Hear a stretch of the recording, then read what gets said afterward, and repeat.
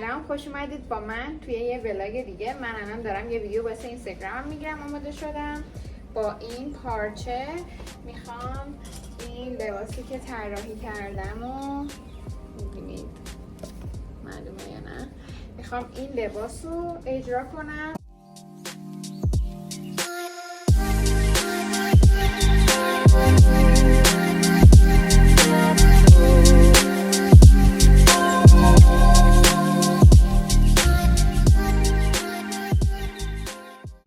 از اونجایی که مانکنم هم سوزن خور نیست خیلی سخته. اصلا مانکن سوزن خور، سوزنتو اینجوری میکنی تو مانکن، ولی خب این سوزن خور نیست دیگه. من مجبورم اینجوری کوک، حالت کوک مثلا نگهش دارم پارچه رو روش. به خاطر همین خیلی اذیت میشم هر سری که دارم این کار رو انجام میدم، واقعا اذیت میشم، ولی خب دیگه این با انجام بدم دیگه. من همیشه مثلا خیلی از چیزها رو خیلی سرسری میگیرم. به خودم میگم قول دادم، میگم حواسم به خودم بیشتر باشه. مثلا این دستم رو ترکوندم، اینجوش سوخته بود، اینجاشو کنده بود، این دستم همینطور کردم. خیلی بلامله سر خودم میارم، اصلا حواسم به خودم نیست. بعد اون هفته که داشتم ولاگ میگرفتم اصلا نمیدونستم یه اتفاق افتاده بود. برای بابام یه مشکل پیش اومده، یعنی یه اتفاق واسش افتاد، پاش خیلی بدجور شده و پاشو عمل کردن. آره پاش بدجور شده و پاشو عمل کردن. به منم نگفته بودن مامانم اینا که من مثلا استرس نگیرم، چون من خیلی استرسی هم، مثلا اصلا شاید بهم نخوره، ولی خب یه آدمی هم که استرس میگیرم.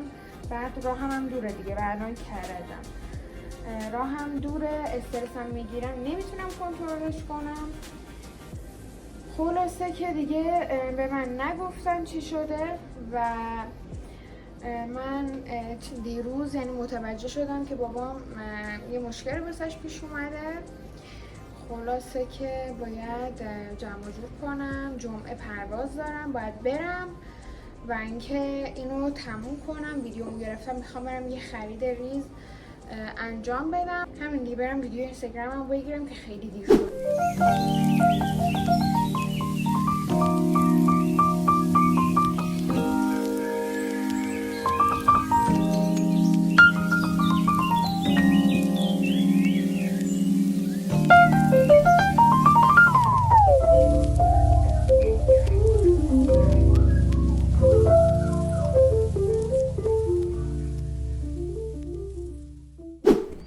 آقا این از فاینال کار، ببینید چقدر خوشگل شد.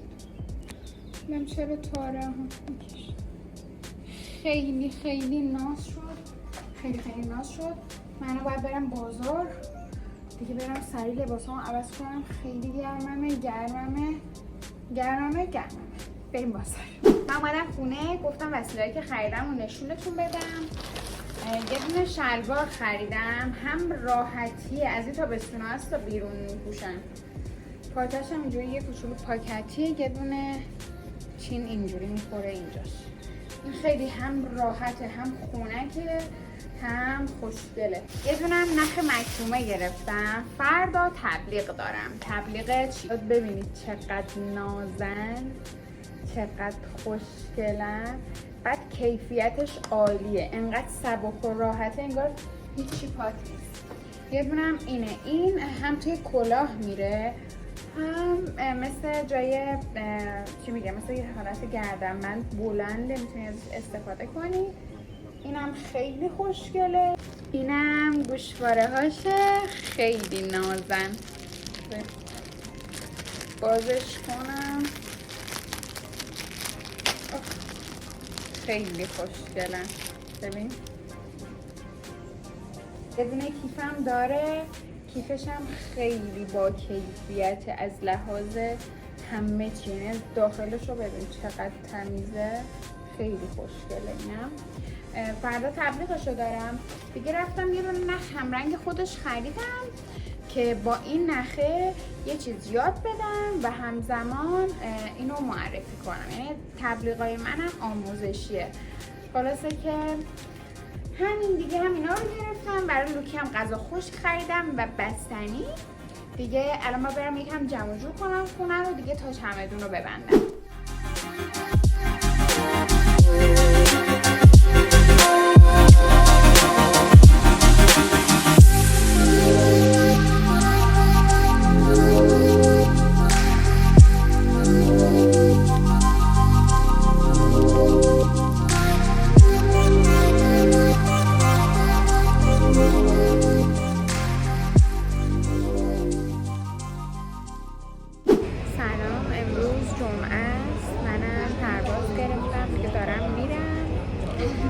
و اینکه پروازم ساعت 10 دقیقه به 6 اینا میذاره دیگه. همین دیگه تو فرودگاه راحت نیستم ویدیو گرفتن و اینا رو اوکی نیستم فعلا. هنوز اولین بار بود چمدونم و 1 ساعت کلم قبل از پرواز بستم. کارامو پا شدم سری انجام دادم دیگه. همین دیگه بریم انشالله که پرواز خوبی داشته باشیم.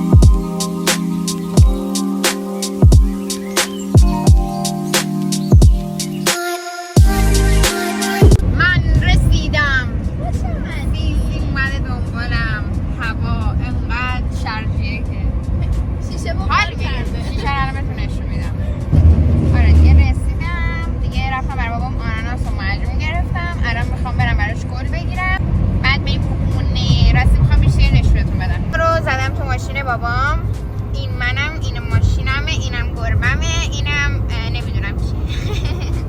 این ماییم. شیشه رو ببینید چی شده از شرجی. ولی خب anyway من واقعا دلم تنگ شده بود یکم از جاده لذت ببریم.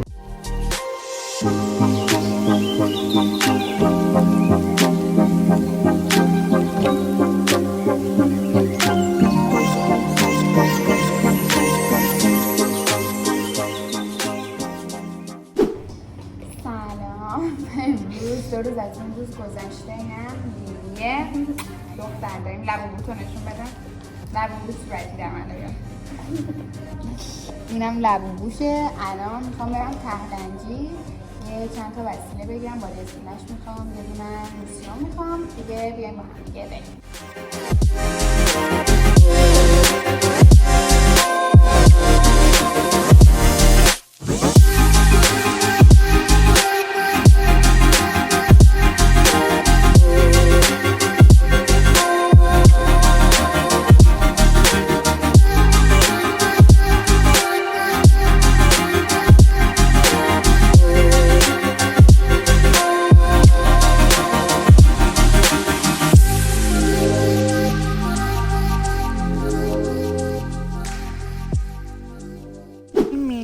وازلینای بزرگه لوسیونا.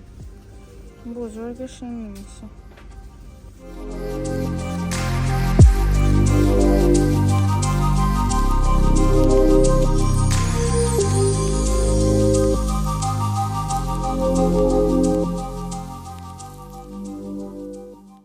آقا ما برگشتیم. گفتم خریدایی که کردم بهتون نشون بدم.